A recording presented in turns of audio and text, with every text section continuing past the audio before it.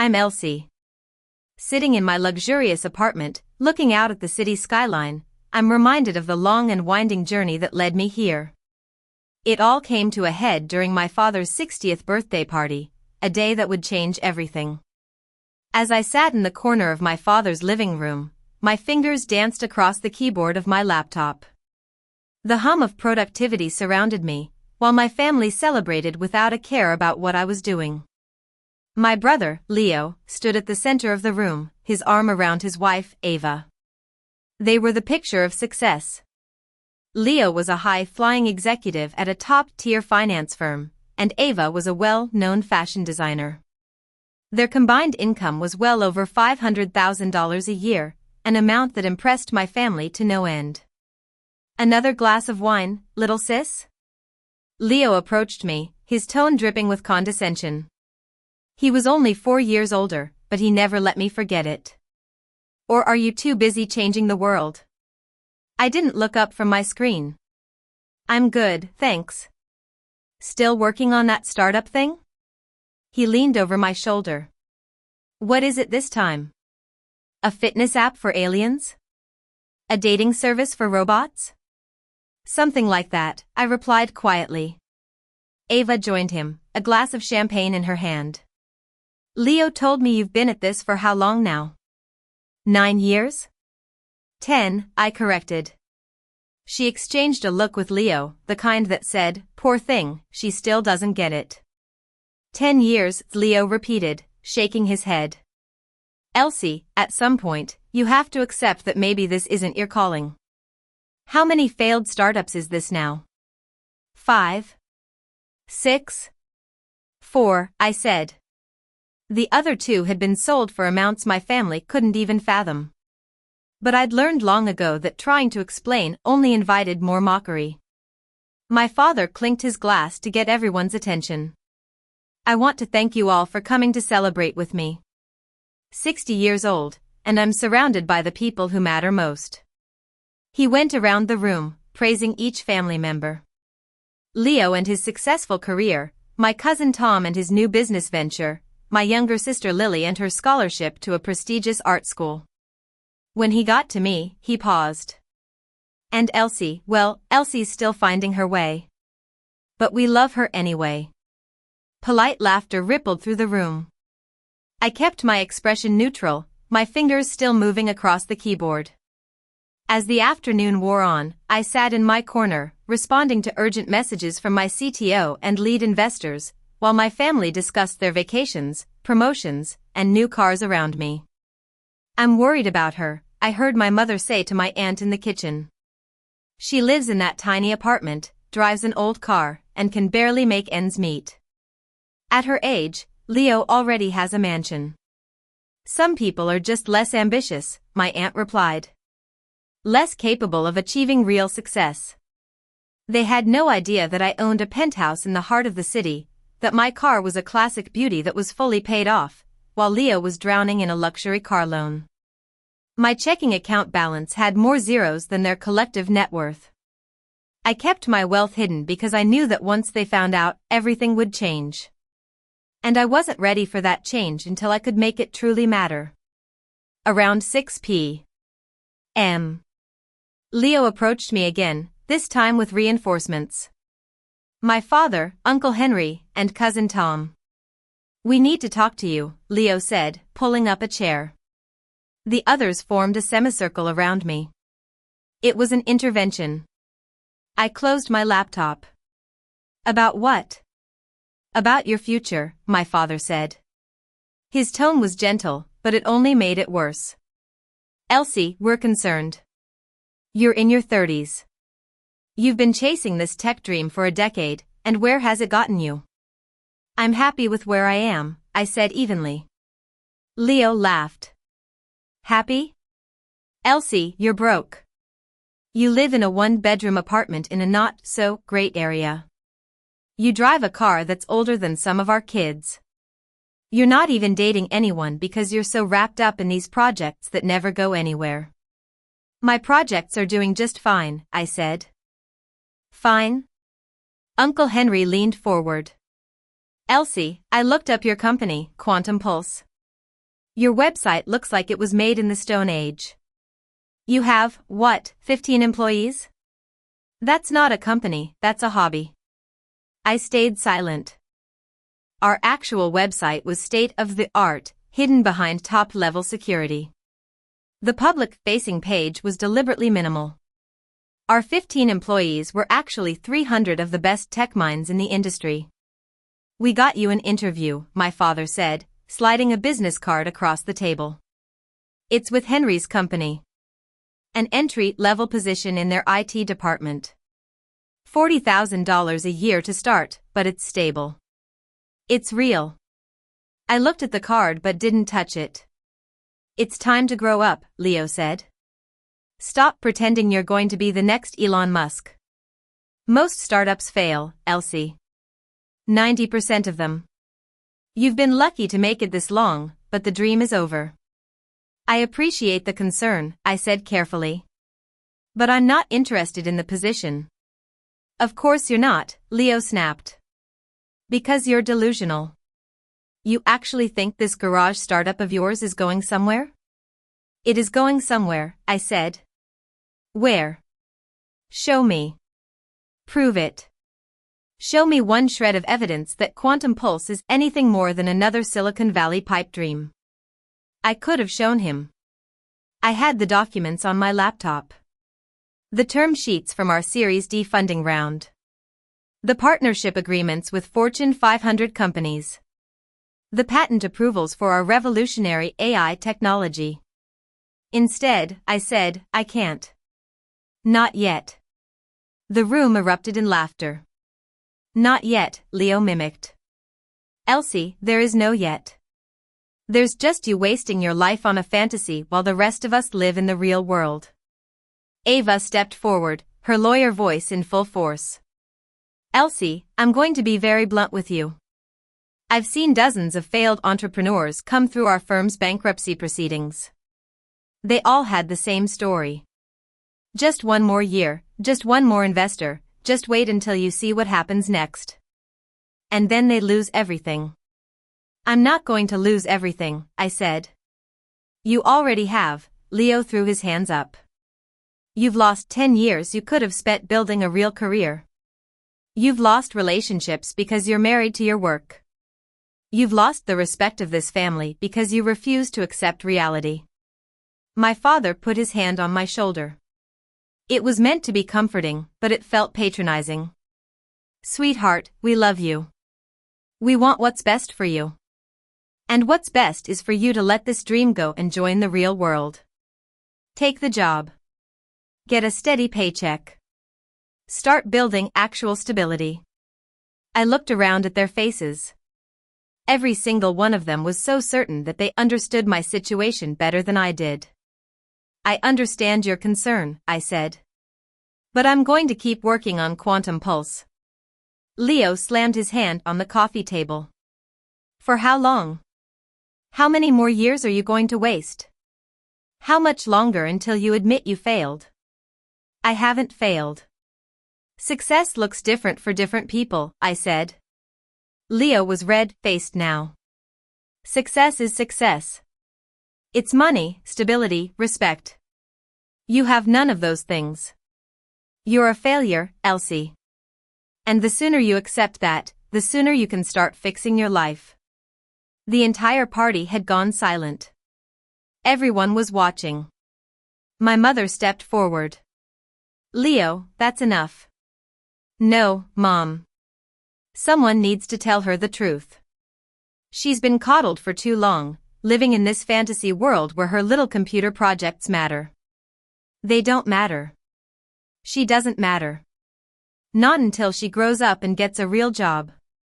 I stood up slowly, closing my laptop and tucking it under my arm. Where are you going? My father asked. Home. I have work to finish. Work. Leo scoffed. She calls it work. Elsie, you're not working. You're playing. You're a child pretending to be an entrepreneur.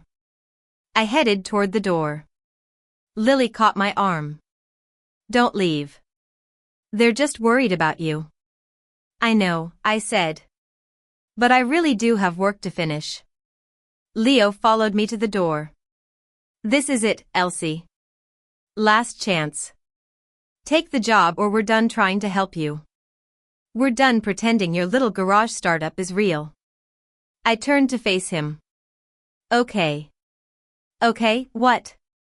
Okay, you can stop pretending. I left before he could respond. The drive home was quiet. I lived in a penthouse in the most exclusive part of the city, not the shabby place they imagined. I'd bought it with cash 5 years ago. But my family never visited, so they never knew. My phone buzzed continuously. Messages from my leadership team. CTO, Apple's final offer is on the table. Board meeting tomorrow at 9 a.m. CFO, all investors approved. This is really happening. General counsel, acquisition documents are ready for signature. Tomorrow would be the biggest day of my life. Apple's $4.2 billion acquisition of Quantum Pulse would be announced. It would make headlines in every tech publication in the world. The deal had been in negotiation for 6 months under absolute secrecy. I'd built Quantum Pulse from the ground up. 10 years of 16-hour days. 10 years of living frugally while pouring every penny into the company. 10 years of being dismissed, mocked, and pitted by my family who couldn't see what was right in front of them. I could have proven them wrong at any time. I could have shown them my bank statements, my equity portfolio, my ownership stake in one of the most promising tech companies in the world. But I'd waited because I wanted the revelation to be undeniable, public, irrefutable. Tomorrow it would be. I spent the evening preparing.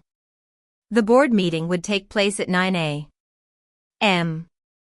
The public announcement would go live at 10 a.m. Pacific. By 10:01, every major news outlet would be covering it. My phone rang around midnight. Leo. I let it go to voicemail. He called again and again. Finally, I answered. What? I'm sorry, he said. I was too harsh earlier. Okay. Elsie, I'm worried about you. We all are. You're wasting your life on this fantasy, and I can't watch you crash and burn anymore. I'm not going to crash and burn. You just don't see what's coming. Everyone at the party was talking about it after you left. Even Mom and Dad are starting to realize that you might need professional help. Professional help? Like a therapist? Someone who can help me accept your idea of reality? I sat in my living room, looking out at the city lights. Somewhere out there, the largest tech company in the world was preparing to write me a check for $4.2 billion. I appreciate your concern, I said. Take the job, Elsie. Please. For your own good. I'll think about it. I hung up. The next morning, I dressed carefully. A simple black suit, minimal jewelry. The board meeting was virtual, so I could take it from my home office. At 8:45, I logged into the secure video conference. 25 faces appeared on screen. My board of directors, Apple's acquisition team, our investors, and our lawyers. Good morning, everyone, I said. Let's make history. The meeting took 50 minutes. Every detail had been negotiated in advance. Today was just the formal approval. One by one, board members voted. Yes. Yes. Yes. At 9:50 a.m. The acquisition was officially approved. At 9:55, Apple's PR team sent out the press release. At 10:02, my phone exploded with texts, calls, and emails. Messages from journalists, investors, former colleagues, and people I hadn't spoken to in years. The first headline appeared on TechRadar. Apple acquires Quantum Pulse in $4.2 billion deal, largest tech acquisition of the year. Then Wired. Meet Elsie, the 30-something founder behind Apple's biggest bet on AI. The New York Times. Quantum pulse sale signals major shift in AI technology. By 10:15, I was trending on Twitter. My phone rang. Elsie? Elsie, are you seeing this? There's a tech company with your name. That's my company, Mom. Silence. Your company? Yes. Quantum Pulse. The one you've been watching me work on for 10 years. But the news says it sold for. They're saying $4. 2 billion. Yes. Mom, I need to go. I have interviews scheduled with CNBC and Bloomberg. Wait. Elsie, I don't understand. I'll explain later. I really do need to go. I hung up. The media requests were overwhelming. Every major tech publication wanted an interview. But I'd already committed to a live segment on CNBC at 2 p.m. At 1:30, I drove to their studio. The producer met me at the door, her eyes wide. Miss Elsie, we're so excited to have you. This story is blowing up. You're everywhere. The interview was straightforward. The anchor asked about the technology, the acquisition process, and what was next for me. I answered professionally, giving nothing away about the personal context. You're in your 30s, the anchor said. What would you say to young entrepreneurs watching right now? I'd say that success rarely looks the way people expect it to. Trust your vision even when no one else can see it. By the time I left the studio, the story had reached full viral status. Every news outlet was covering it. Forbes had published a profile, the billionaire founder who no one saw coming, Elsie's journey from garage startup to Apple's biggest acquisition. My phone rang again. Leo. I answered on speaker while driving. Elsie. His voice was strange, tight. I saw the news. I figured you might. Is it real? Yes. $4. 2 billion. Yes. You've been. This whole time you've been building a billion-dollar company. Yes. A long silence. Why didn't you tell us? Would you have believed me? He didn't answer. Leo, I need to go. I have a call with my financial advisors in 10 minutes. Elsie, wait. I'm sorry. For yesterday. For everything. I didn't know. You didn't know because you never asked. You assumed. You decided what my life was worth without ever actually looking at it. I'm sorry. I know. I'll talk to you later. I hung up. Over the next week, the story grew. Forbes published a full feature. Inside Quantum Pulse. How Elsie built AI's most valuable startup in obscurity. The article included details my family hadn't known. How I'd founded the company at 22. How I'd raised money from top-tier Silicon Valley investors. How our technology was already being used by 50 Fortune 500 companies. How I'd turned down acquisition offers from Google, Amazon, and Microsoft before finally accepting Apple's bid. It also mentioned my personal wealth. After the acquisition, my net worth was estimated at $2.3 billion. I was one of the youngest self-made female billionaires in the country. My family's reaction evolved in stages. First came the shock. Phone calls and texts of disbelief. How is this possible? Why didn't you tell us? Then came the guilt. Especially from Leo. Long rambling voicemails about how sorry he was, how he'd been wrong, how proud he was of me. Then came the requests. Distant relatives I barely knew suddenly wanted to reconnect. Cousins asked for career advice. Uncle Henry wanted to discuss investment opportunities. I didn't respond to most of them. 2 weeks after the announcement, my mother showed up at my penthouse. She'd finally learned where I actually lived. Elsie, she said when I opened the door. Why didn't you tell me? I let her inside. She looked around at my penthouse. The marble floors, the floor-to-ceiling windows, the view of the city skyline. You've been living here this whole time? For 5 years? But you always said you had a small apartment. You assumed I had a small apartment. I never corrected you because it didn't matter. She sat down on my couch, looking lost. I don't understand. Why hide it? Why let us think you were struggling? Because I wasn't struggling. I was building something. And every time I tried to talk about it, I was mocked, dismissed, or pitted. Eventually, I stopped trying. We were worried about you. No, Mom. You were embarrassed by me. There's a difference. She started crying. I'm so sorry. I'm so sorry. I didn't comfort her. I wasn't cruel, but I wasn't warm either. This moment wasn't about making her feel better. What happens now? She asked. Now I decide what comes next. I have offers from 8 different tech companies who want me on their board. I'm considering starting a new venture. I'm meeting with venture capital firms who want me as a partner. And your family? I thought about that.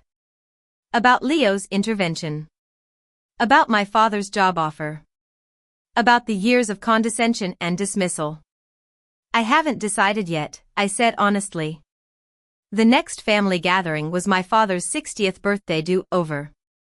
He insisted on hosting again, claiming he wanted to celebrate properly now that he knew the truth about my success. I arrived late. The party was already in full swing. The moment.